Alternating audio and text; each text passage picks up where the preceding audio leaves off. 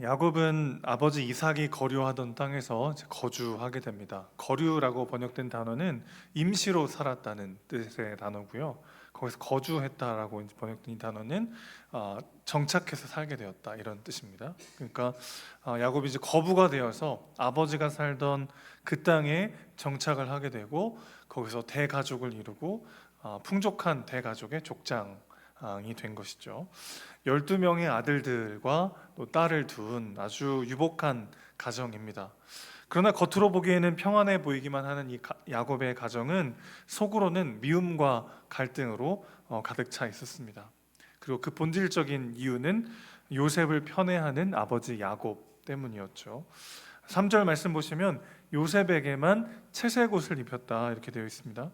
채색 옷이라는 것은 각종 술과 깃이 이렇게 길게 늘어진 옷인데 이렇게 아들들 볼 때 다른 아들들은 그냥 후줄근한 옷을 입었는데 요셉만 아주 예쁜 반짝반짝 빛나는 그런 옷을 입으면 딱 봐도 혼자 이렇게 도드라지게 되잖아요. 거기다가 특별한 의미가 있는데 그런 옷을 입고 노동을 할 수는 없습니다. 그렇죠? 야곱의 집안은 양을 키우는 유목 생활을 했고 그래서 이제 육체 노동을 해야 되는 그런 집안인데 요셉에게만은 그 일을 면제해주고 형들을 감시하는 역할을 아마 맡겼던 것 같아요. 자, 야곱이 누군가를 편애한다. 이거 굉장히 당혹스러운 일입니다. 왜냐하면 그조차도 그 역시도 아버지 이삭의 편애 때문에 상처로 가득했던 어린 시절을 보낸 사람이기 때문이죠. 여러분 우리가 상처 입은 사람으로 피해자로 그저 남아있으면 상처는 또 다른 상처를 불러오고 피해자가 또 다른 가해자가 될 수밖에 없습니다. 왜 그렇습니까? 배고픔으로 주는 사랑은 받는 사람도 배고프게 만들기 때문에 그렇습니다. 자, 그러니까 야곱이 지금 요셉에게 주려고 하는 것은 뭐였을까요? 결국 자기가 누리지 못했던 거예요. 장자로서 존중받는 아들로 요셉을 대하고 싶은 거죠. 그런데 그것은 요셉에게 진짜 필요한 것은 아니었습니다. 야곱은 요셉에게 진짜 필요했던 것은 사실 관심 없었고 요셉이 진짜 원하는 것이 아니라 자기가 주고 싶은 것을 요셉에게 줬던 거죠. 야곱의 장자였던 르우벤이 아버지의 첫 빌하를 범하면서 장자의 자격을 잃어버리죠. 그때 사랑하는 여인이었던 라헬은 막내 아들 베냐민을 낳다가 그만 죽고 맙니다. 야곱이 요셉을 볼 때마다 어떤 생각을 했을까요? 10명의 형들에게 눌려가지고 이리 치우고 저리 치이는 엄마 잃은 요셉을 볼 때마다 너무 막 마음이 안타까우면서 자기가 갖지 못했던 그 존귀한 아들로서의 장자로서의 그런 신분과 그런 것들을 막 이제 주고 싶었던 것 같아요. 하지만 지금 요셉에게 진짜 필요한 것은 무엇입니까? 요셉에게 진짜 필요한 것은 형들과 함께 일하고 뒹굴면서 사랑도 하고 미워도 하면서 어떻게 인간관계를 맺어야 되는지를 배워야 하는 시기죠. 야곱의 배고픈 사랑은 요셉을 교만하고 자기중심적인 소년으로 자라나게 지금 하고 있습니다. 2절 말씀 보시면 그가 형들의 잘못을 말했다 그랬어요. 잘못을 말하다라고 번역된 이 표현은 나쁘게 말했다 이런 뜻입니다. 그러니까 속칭 뒷담화를 했다는 거예요. 여러분 지금 요셉의 배고픔이 느껴지십니까? 아버지에게 가서 형들의 잘못을 막 이야기해요.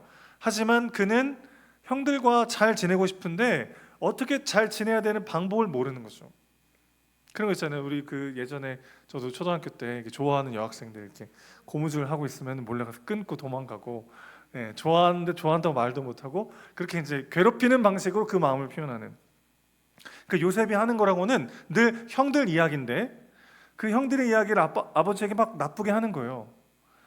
그렇지만 진짜 자기 마음에는 형들에게 관심받고 싶고 사랑받고 싶고 형들과 잘 지내고 싶은데 어떻게 잘 지내야 되는지를 방법을 모르는 거죠. 그때 야곱이 정말 요셉에게 필요한 게 뭔지를 알았다면 요셉아 그렇게 형들 뒷담하지 말고 형들과 가서 이렇게 해라, 그것을 가르쳐야 되는 시기죠 사실은. 근데 지금 그것을 다 들은 채 더 요셉만 사랑하고 다른 형제들을 미워하는 방식으로 요셉을 점점 고립시키고 있는 거죠.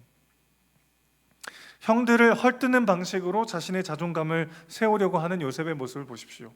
여러분 우리가 누군가를 비난하면 그 순간에는 내가 적어도 이 부분에 있어서는 저 사람보다 더 나은 사람이 된 것 같은 착각에 빠지게 됩니다.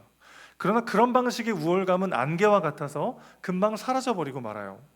그래서 계속해서 비난할 대상을 찾아 그것을 비난하지 않으면 견딜 수 없는 나만의 늪에 빠지게 되는 것이죠. 자, 요셉의 모습을 보십시오. 형들과 잘 지내고 싶은 마음이 그에게 왜 없었겠습니까? 그런데 그 방법을 몰라요. 그가 아는 거라고는 그냥 형들을 헐뜯고 형들 얘기를 막 하는 거예요. 그래서 한 번은 꿈을 꾸는데 정말 듣기에 민망하고 황당한 꿈입니다. 7절 보십시오. 우리가 밭에서 곡식단을 묶더니 내 단은 일어서고 당신들의 단은 내 단을 둘러서서 절하더이다. 자, 형들이 이 얘기를 딱 들었을 때 제일 먼저 어떤 생각을 했을까요? 우리가 곡식단을 묶더니, 이때부터 완전 황당했을 거예요. 네가 언제부터 일을 했다고? 맨날 채색옷 입고 돌아다니기만 했지 네가 무슨 일을 한다고? 여기부터 일단 황당한데, 자기들이 쌓은 단과 요셉이 쌓은 단이 있는데 형들이 쌓은 단이 요셉이 쌓은 단을 둘러서서 막 절하더라는 겁니다. 그러니까 막 형들이 막 분노가 막 치밀어 올라가지고 네가 우리의 왕이 되겠느냐, 그러면서 네가 우리를 다스리겠느냐 하면서 막 평소에도 미웠는데 이 일로 말미암아 더 미워하게 되는 거죠. 이쯤 되면 눈치를 채야 되는데 요셉이 형들이 날 미워하는구나, 이렇게 말하면 안 되는구나, 이렇게 알아야 되는데 꿈을 한 번 더 꾸는데 또 얘기해요. 또 9절 보세요. 요셉이 다시 꿈을 꾸고 그의 형들에게 말하되 내 꿈을 꾼즉 해와 달과 11별이 내게 절하더이다. 여러분, 이 말은 요셉을 편애하던 아버지마저 화를 낼 정도로 황당한 이야기예요. 고대 시대에 아버지가 아들에게 절을 한다? 있을 수 없는 일입니다. 그 정도로 지금 요셉은 속칭 건방을 떨고 있는 거죠. 그 형들이 자기를 미워하는지도 몰라요.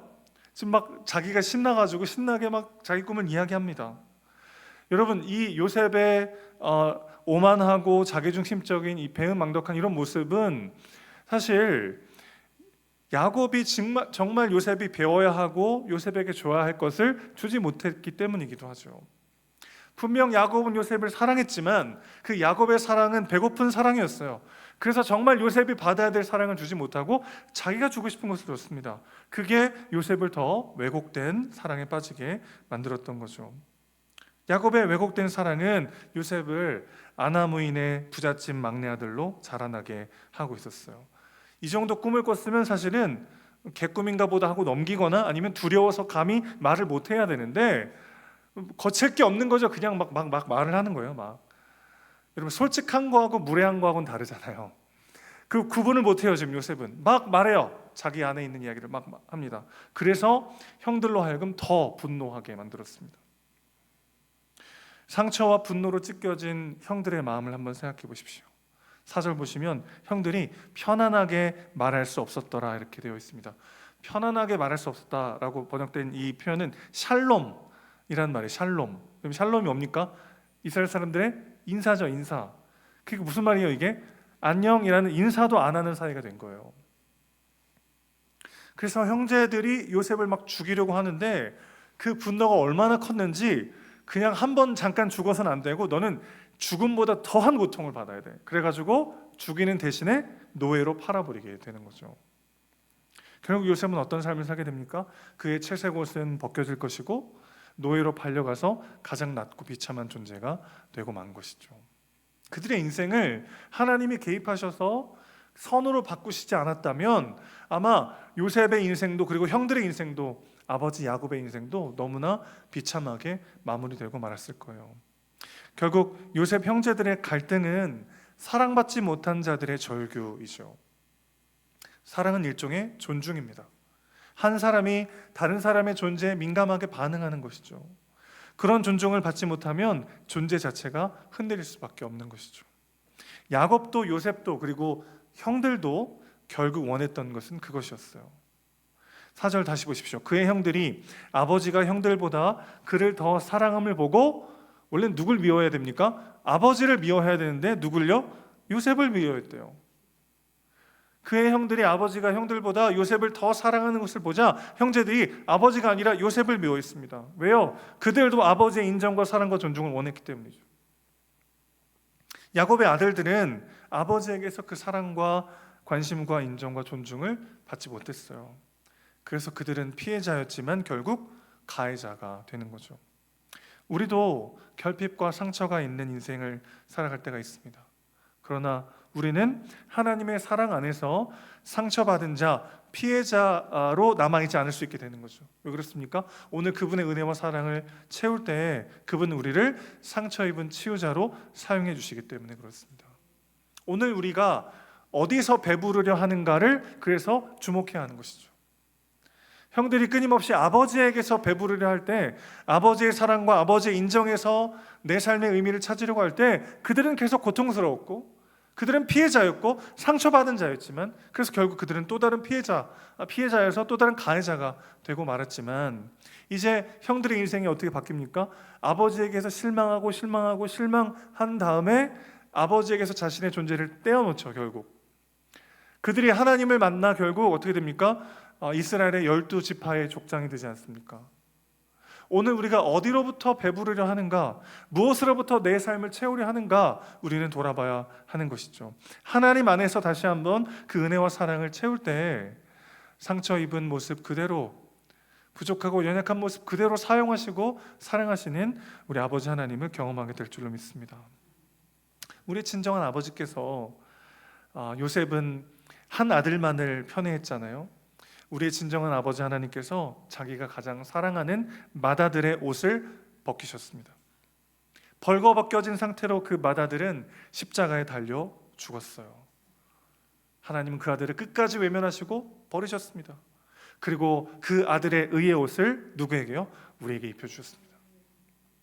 요셉의 형들은 요셉의 채색 옷을 다 벗겨버렸어요. 찢어 발기듯 벗겨버렸습니다. 그런데 하나님은 자기 맏아들의 옷을 벗기시고 십자가에 매다신 다음에 우리에게 그 아들의 의의 옷을 입혀주셨어요. 여러분, 우리는 사랑받지 못한 아들이 아니에요. 아버지의 인정과 사랑을 받지 못해 공허함과 목마름 속에 헤매야 되는 그런 인생이 아닙니다. 하나님 아버지의 절대적인 사랑과 은혜를 누리는 새 아들로, 그분의 양자로 이미 입양되었고 우리는 이미 새로 태어난 존재인 줄로 믿습니다. 어디에서 내 목마름을 해결하려 하는가, 어디에서 내 배고픔을 채우려 하는가, 오늘 우리는 돌아봐야 되는 것이죠. 그분의 맏아들이 상처 입고 버림받으심으로 우리가 그분의 존귀한 아들이 되었습니다. 그 사랑을 다시 상기하고 다시 우리 안에 새겨 넣을 때 우리의 상처가 비로소 사명이 되는 것이죠. 우리의 상처가 또 다른 상처를 만들어내는 악순환에 빠지는 것이 아니라 우리의 상처가 상처 입은 한 영혼을 사랑할 수 있는 사명이 되는 것이죠. 그런 인생으로 쓰임받는 저와 여러분 되시기를 주님의 이름으로 축원합니다. 언제 가능합니까? 오늘 다시 십자가 앞으로 나아가는 거죠.